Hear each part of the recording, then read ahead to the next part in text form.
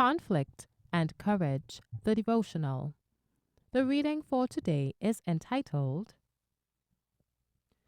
His Last Mistake, June 19th. Uzzah put forth his hand to the ark of God and took hold of it, for the oxen shook it. And the anger of the Lord was kindled against Uzzah, and God smote him there for his error. 2 Samuel 6, verses 6 and 7.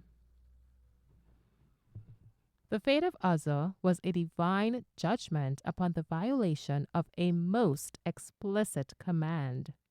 Through Moses, the Lord had given special instruction concerning the transportation of the ark.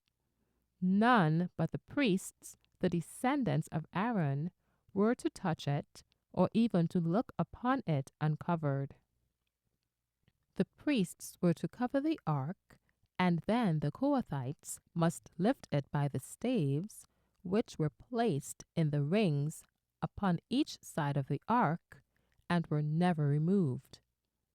To the Gershonites and Merarites, who had in charge the curtains and boards and pillars of the tabernacle, Moses gave carts and oxen for the transportation of that which was committed to them.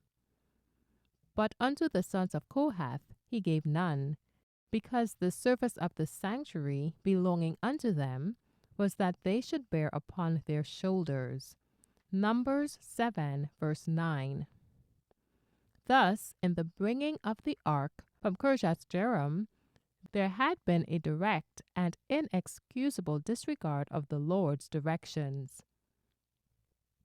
The Philistines, who had not a knowledge of God's law, had placed the ark upon a cart when they returned it to Israel, and the Lord accepted the effort which they made.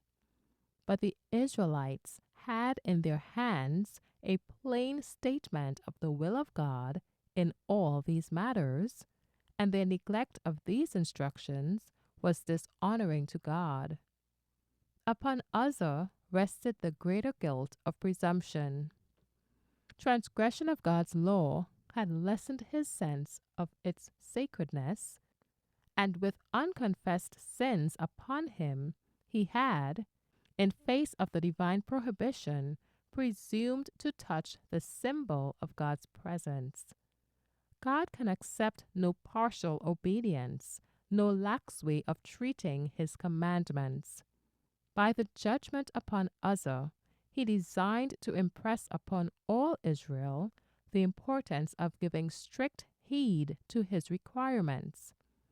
Thus, the death of that one man, by leading the people to repentance, might prevent the necessity of inflicting judgments upon thousands. Be strong in the Lord and in the power of his might.